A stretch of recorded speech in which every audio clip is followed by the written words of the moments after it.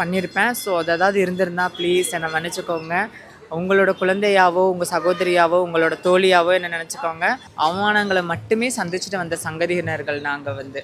So எங்களுக்கு வந்து அது வந்து ஒரு இதாகவே தெரியல.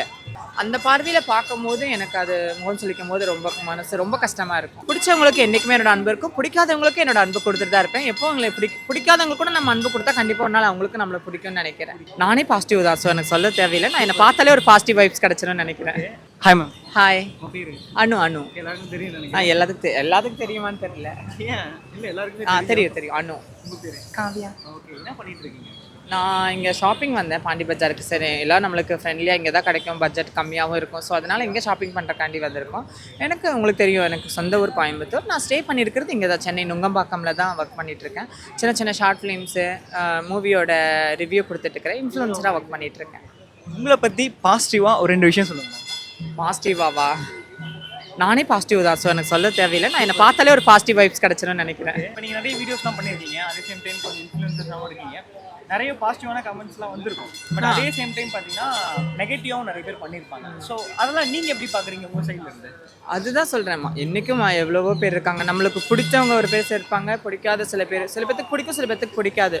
ஸோ நம்ம அதெல்லாம் வந்து பார்த்துட்டு இருந்தால் நம்ம எதுவுமே பண்ண முடியாது.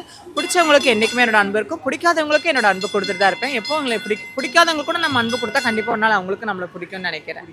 உங்கள் லைஃப்பில் எப்பயாச்சும் ரொம்ப ஹர்ட்டான ஒரு டைம் இருக்கு? ஹர்ட் ஆனது அப்படின்னா அதுதான் சொல்கிறேன், ஒரு சில வஞ்சக வார்த்தைகளுக்காகவும் சில முகம் சுளிக்கிற தன்மைகளுக்காக மட்டுமே என்னோட மனசு உடஞ்சிருக்குதுன்னு தான் சொல்லுவேன்.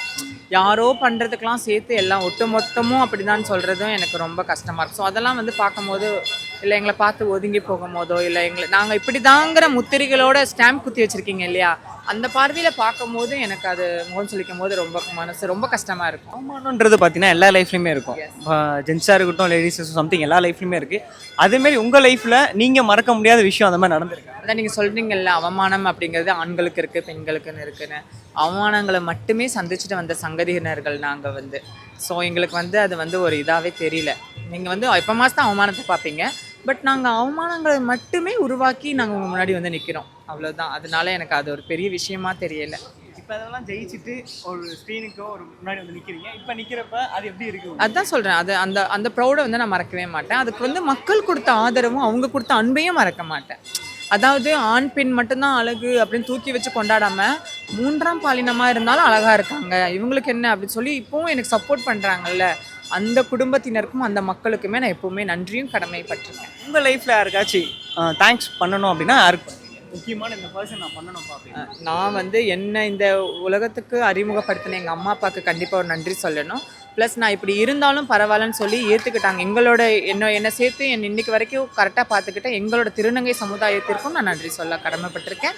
ப்ளஸ் என்ன இவ்வளோ தூரம் ஆதரவு அளிக்கிற மக்களுக்கும் நான் நன்றி சொல்லணும்னு ஆசைப்பட்டேன். சாரி யாருக்காச்சும் சொல்லணும் அப்படின்னா?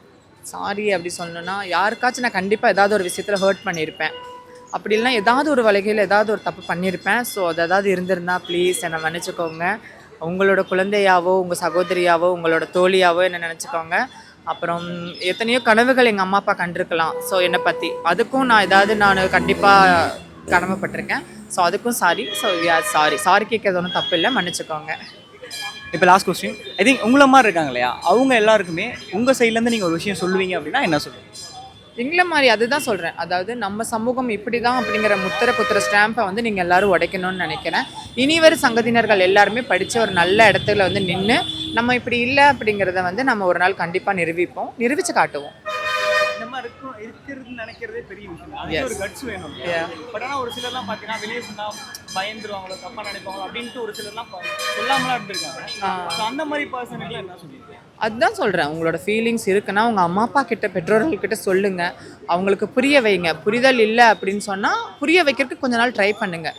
பட் எந்த ஒரு தப்பான டெசிஷன்ஸும் எடுத்துடாதீங்க. Thank you so much.